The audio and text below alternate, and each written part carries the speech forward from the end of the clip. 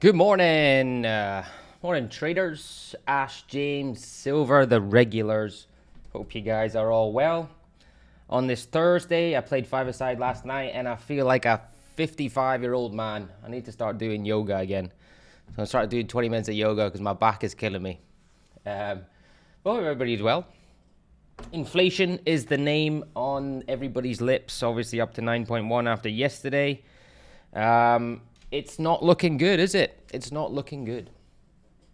Anyway, we go by the technicals, or I certainly go by the technicals. So let's look at them, shall we? Let's look at them. We'll go into the SPX first. My bias, again, after yesterday, my bias has to remain the same. We're at B wave here. A break underneath here would leave me a lot more confident in the fact that this pullback is complete, and we go for another leg to the downside. Yeah, that is the bias. Risk off continues. Is that coming into the yen? Maybe. Let's have a see. Let's have a look at Aussie yen. Is probably the easiest one to look at normally. So this is why the yen is confusing me, and it's why I'm kind of just leaving it be for the time being, because everything here on most of these yen pairs point to, I mean, potentially corrective over continuation, but that just doesn't make sense to me. So I think US dollar continues to be that play. I know we had a little bit of drop or a little bit of volatility over that news, but you know, for me, waiting for that market's reaction, this is what you normally get, right? This is a great example of volatility within the news, because if you're there, you know, you're getting stopped out, retail's getting stopped out there, and what do? We continue in that trend direction. Morning, John. So you'll see this a lot with news volatility. So that's why I always say just wait for that reaction, because this, you know, I saw it coming down. I'm like, I don't buy this. You know, dollar acting as a safe haven, inflation rising. You know, Fed's got to take action. This is all things that will strengthen the US dollar. And that's why USD CAD is still on my list as well, because, you know, for me, dollar pullback from this 4-hour chart back to that 20, breaking through B wave here, breaking through B wave now, right? Looks good for dollar continuation. And certainly, because we had that doji bar on the daily, if we break above these wicks, you know, the impulse could continue, i.e. we're not ready for a daily pullback yet. So dollar for me is still the play. I think dollar is where your safest money is right now. And any setups you've got buying the dollar against really anything, yen, Swiss, obviously all the commodities, pound, you know, I would be comfortable with. So dollar for me is certainly the play. And that's why I've got USD SEC on my list. Not much on the list today, but USD SEC is something that I do like. Morning, Darren. So yeah, SPX, dollar upside bias. I'm not going to get too complicated with it. SPX downside bias. I think there's potentially a setup here if we get some candle closes at this area. I don't particularly like this wick close. So wanting this to come down. Still got a little bit for this to set up if it does indeed set up with our cup with handle formation. But SPX is biased to the downside. Biased to the downside. And just out of interest, in terms of your so the guys here, Darren, Ash, all you, what's your investing tactic? Are you putting a little bit of money into stock market every month? Are you waiting a little bit? What's your kind of long-term tactic with this? Because, you know, there is an argument that, I mean, we don't know how far it's going to go, right? But there is an argument that, I mean, is this an opportunity of a lifetime? You know, there is that argument as well. You know, can we? I know obviously we can't see what's going to happen in the future, but wow, you know, it's just such. I mean, not right now. I agree, John. Right before you kind of go in, maybe you go in a little bit harder, maybe doing it month on month, whatever you're doing. But I was talking to my old man and my brother and a few of my mates, and they were asking me like, what do you think? And I always say the same thing. I'm like, this is something you have to do, because obviously with let's say my brother, for example, who doesn't know that much about it, you know, he knows a little bit about stocks and shares, but he doesn't know too much. So I was saying, just wait a little bit. You know, I think there's a little bit more to go. I don't know how much there is to go, but we'll have to wait and see. And that's what was interesting when we did our 200 analysis, right? Which Silver, I think you brought that up when we were looking back throughout, you know, back to 2008. So that'll be interesting. And I do think, and Silver, you predicted this, right? Back down to that 200. That'll be a very interesting point. You know, it'll be a very interesting point in that 200 MA on the weekly. So let's see what happens. But yeah, ultimately, short-term bias is down. Still possibly worse to come. I'll wait until the chart breaks the daily long. The daily anchor, you mean? So you're waiting for... Okay, so for example, if this comes up and breaks this, or are you looking at this area here? Because that would probably be your added confirmation, right? Because the reason is this swing is confirmed, right? This swing is not confirmed yet because we've not broken the low. Yeah, okay. Yeah, fair enough. So, I mean, that's an important little technical point just for the newer. I know most of you aren't newer, but the swing's not confirmed until we break underneath the lows. But yeah, I mean, that would be a good indication. That would be absolutely a good indication. Because that's the weekly anchor as well, right? It's the weekly anchor as well. But there is that. I mean, impulse, corrective, continuation. Let's see. Seems to go to the 200. Yeah, I would agree with that. I certainly think we break underneath these lows. I certainly do. If we don't, then I would be surprised. But yeah, I certainly think we break underneath these lows. And it's a nice corrective. From a technical wise, if we forget this is the SPX, if this is the EURUSD or anything, you're thinking this is great. Let's say you get a setup here. You're thinking I'm shorting that all day, because the trend is down. I'll let you type, Darren, before I move on.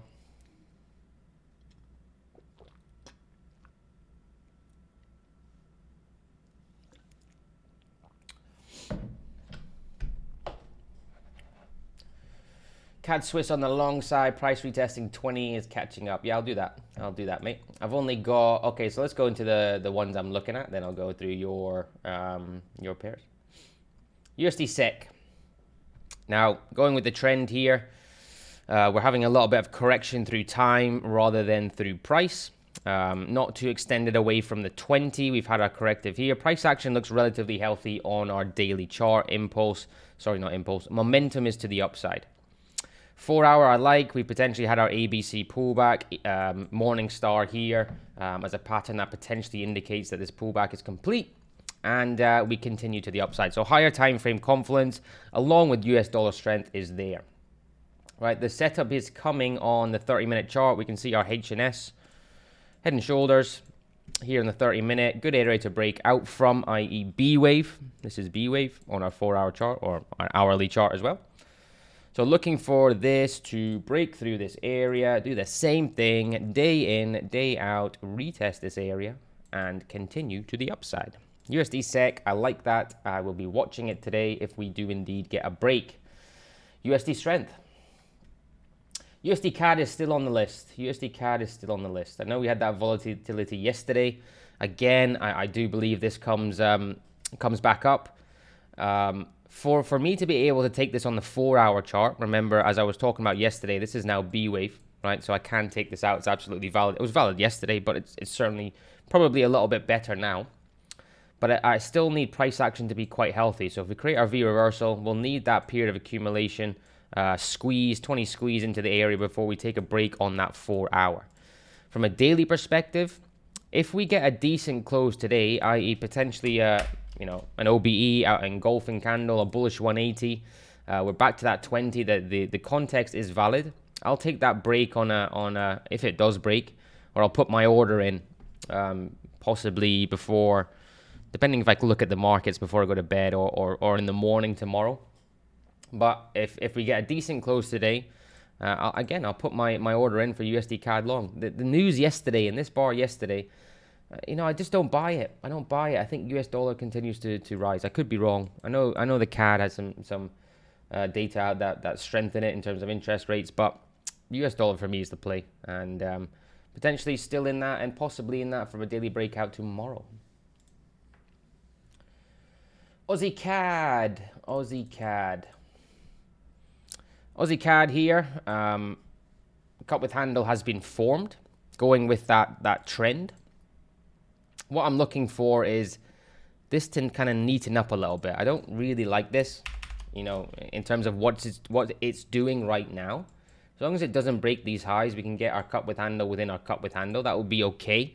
I think because of the fact that we've got this morning star here, you know, it removes the likelihood that I'm going to get an aggressive entry unless it turns into a complex.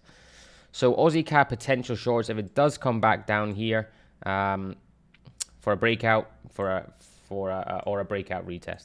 Going with that trend, very simple. And yeah, with the rate hike, you'd expect the CAD to be stronger than the Aussie, certainly, moving forward. Aussie CAD potential shorts. And the last one is Ethereum. Again, been trying to get into crypto shorts for ages. I can't get an entry. Hopefully, I can get an entry now. So we've created our first structure, i.e. our cup structure here, looking to get into our secondary structure, whether that be in the form of an aggressive entry. Again, very similar to Aussie CAD because of the impulsive nature of this movement that we've got here. For me to get aggressive, it would probably have to turn into a complex. Ideally, you'd get that catalyst around that 200 to go short in. Obviously, crypto is in a downtrend. I'm not going against the grain on that. If it doesn't do that, then just looking for our secondary structure to digest this first one. Potential breakout retest, but continuing in that short nature on crypto. So Ethereum shorts, daily's in a good position. We've kind of had our ABCs on the Bitcoin chart, on Bitcoin and other cryptos where I think it's ready, certainly ready to move another leg to the downside. So ETH shorts is still on the list, and that is all she wrote. So USD SEC longs, USD CAD longs potentially for end of the day today, tomorrow. Aussie CAD 4 hour and ETH, we're looking at potential aggressive entries and potential breakout shorts. I like it when I don't have much to look at. Makes my job a wee bit easier. Okay, let's go through the German 41 hour setup. Yeah, that looks good. Breakout, retest. Yeah, I mean, the good thing about what you're getting here, I mean, you're getting a kind of squeeze, which is good. This is valid. Moving averages are in a nice place. If you do get a breakthrough, your kind of retest will be roughly around that fib 40-60 box as well. So, yeah, that looks good. Let's have a look at it. I don't even need to look at the higher time frames. I know I like it short. Here we go.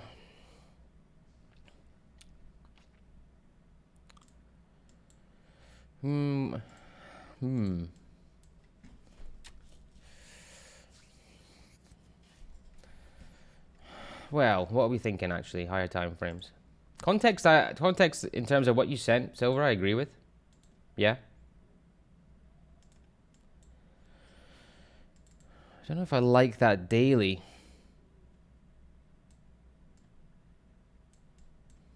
Not saying I don't like it. Path of least resistance is down. Not saying that I don't like it. It's hard. It's actually hard with this daily and 4 hour. Yes, path of least resistance is down. You could probably put this on it as well if you wanted to. But then your opposite worry is potentially this. You know, you've got your kind of rejection. It's not really technically a hammer bar, but there is a bullish case for potential, you know, for basically potentially this. If you're getting your initial structure here, maybe your ABC, maybe.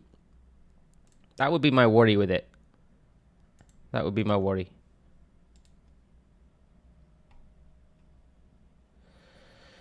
Yeah, I see what you mean. Oops. So here, right? Yeah, that would be the worry if that's the creation of B wave, which you know, it could make sense, right? It could make sense. You know, we've had our impulse. You call that a loss of momentum? Maybe. Harder reset. We've seen that a lot, right? Impulse, loss of momentum, harder reset, continuation of trend. That would be my worry with that chart, with that higher time frames. As I said, I like the context, but we think about Aussie yen, right? We had the setup there in Aussie yen. Wasn't I mean, look what it's doing now, but you know, we weren't comfortable with those higher time frames, and ultimately that's what happened. So that would be my worry. And it's strange because I like the SPX to the downside, right? And most other indexes I do. So yeah.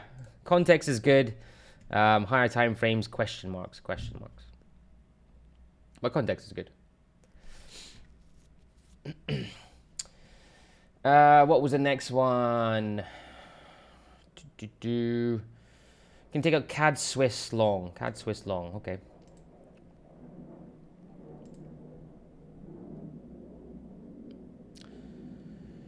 CAD Swiss long, what are you looking at? Price retesting in 20 is catching up. Inverse H&S. Okay, I see what you're looking at here. Yep. Presume you're looking smaller time frames. There you go. There's your H&S, yeah. I don't like what it's doing right now. But your context is clear. Yep, agree with that. 20 catch up on the hourly.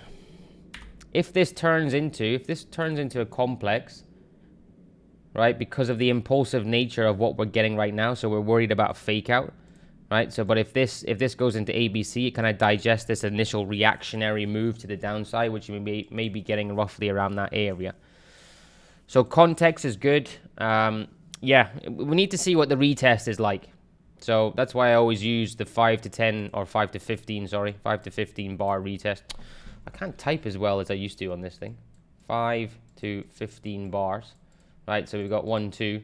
You're looking for 3, 4, or whatever it is. Essentially something like that to go long would be a lot better. 4 hour I like. You know, that wick, I wouldn't pay as much attention to that wick because I know it was on the news volatility. 20 period catch up, you've kind of got your morning star there, I guess, breaking through. I don't mind that 4 hour. The issue is this daily. I mean, what do we make of that, right? What do we make of that? That's the issue. You got your battle bar yesterday, coming on high volume, battle between buyers and sellers. You know, the easiest way to look at charts like this, I think, would be looking at recent price action here, where you're thinking, well, is this pullback continuation? Now, with how price looks, I wouldn't be as comfortable with that. I wouldn't be comfortable in terms of higher time frame long either. I just don't like that. But I see your argument, right? I see your context. If it turns into a nice corrective because of that 4 hour, and if you like it, again, it's all down to you and what you like. It's not all, I get many things wrong, but I can see the argument for it long, yeah. It would just be like, look, if you turn into a complex and it's nice, right, you could fake down here. You could potentially fake down here, and we could get that, you know, daily, technically, it is, you know, recent trend to the downside continuing. Then it's okay, because if you're not in it, you're looking for the retest, then you save yourself a losing trade, right? If it does turn into a complex, you can use that 4 hour. Yeah, there's an argument. Don't mind it. I don't mind it, Darren. Don't mind it. Yeah, and that's the worry, right? This price action on the daily is horrible. Right? I mean that is where is that going? It's hard to kind of say. You know, we've broken structure here. We've had obviously a large impulsive move, but you know, in terms of if you are a pullback trader, and I know, you know, for me, I don't like that pullback. I would be worried about that pullback for continuation short. So question marks either way. But yeah, context I like. Long-winded explanation of that, Darren.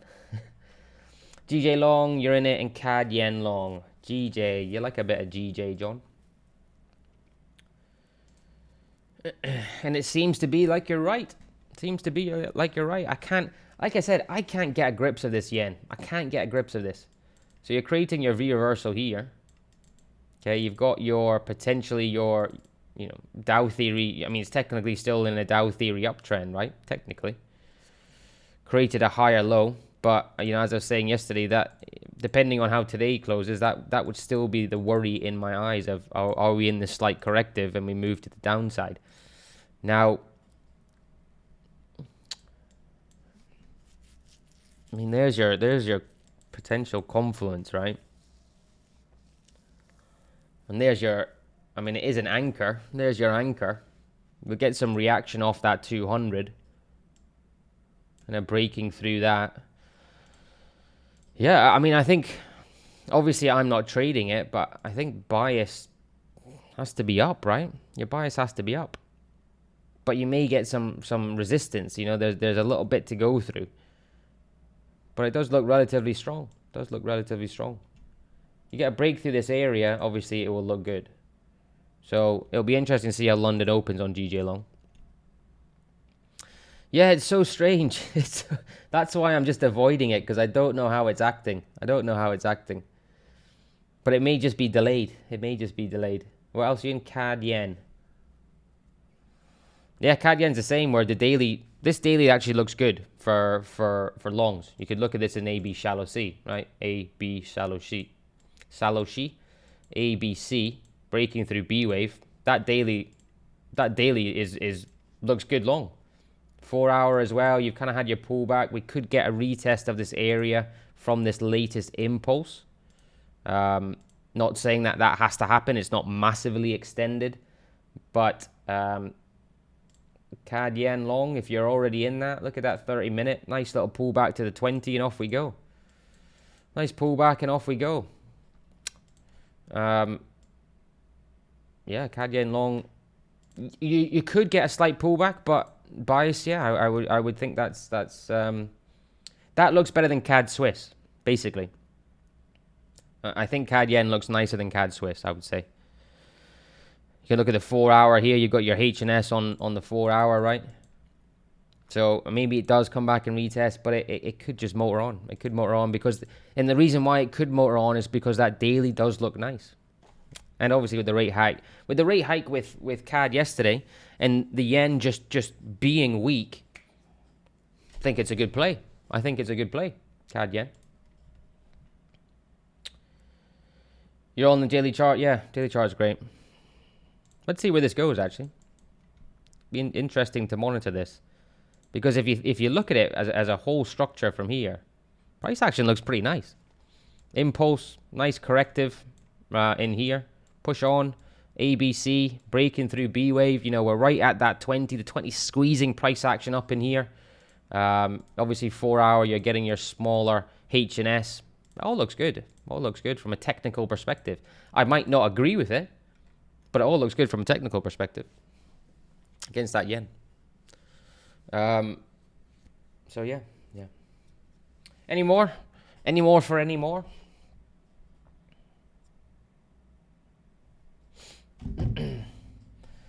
Nothing? Alrighty. USD Mexican in at the end, 4 hour. USD Mexican. Have you started your 50k silver? Or have you taken a trade yet? Or are you waiting to... Who gave a good first tip? I think it was Martin that said a good tip, that wait for your best setup before you start your 50k. I think that was a really good tip. Not something that I thought of, actually. Yeah, I mean, I had this on my list before. I just don't like the retest that's going on right now. You know, and it's not something for me, for my rules. I could wait to turn into a complex because we've got that 20 next to price action. Daily I do like. You know, we've got some indecision here, but for me, with that, I just don't like this price action here. That's not saying it can't go up. I mean, bias is up. I think USD Mexican does go up.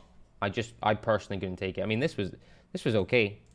You know, this was okay. This just wasn't enough for an aggressive entry. I don't know if it had the volume either. Oh, it did have the volume. What did I say? Why didn't I take that? Hindsight's always easy, isn't it? I don't think that was enough for me to digest from this kind of impulse here. I.e., if we're taking that as our first structure, I think I wanted a little bit more to go for an aggressive entry. But no, I don't, look, for me, I don't like that retest. That was your tip. Oh, sorry, mate. Giving credit to somebody else. So have you started it? Have you started it yet? Ash, how's your going? I've seen you hit I've hit a few TPs. Are you above the 0% in a positive percent? Follow your advice, yeah. What my mom used to say, do what what was the saying? Do what I say, not what I do, or something like that. -2. All right, you still got plenty of time though. Plenty of time. You're still in. Are you still in Bitcoin? I'll go after this. I always go off on a tangent in the end. Oh, you might have got stopped out in Bitcoin with that lot of volatility there. Oh no. Always seems to happen when you do a challenge, right? It always seems to happen. It's just funny how that things work, right? You miss a setup, or your internet goes off, or you know, you just always it's just the way it is. It's just funny how it works.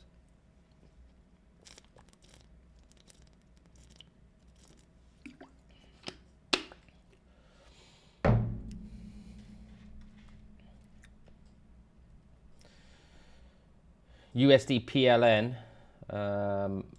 you're taking that.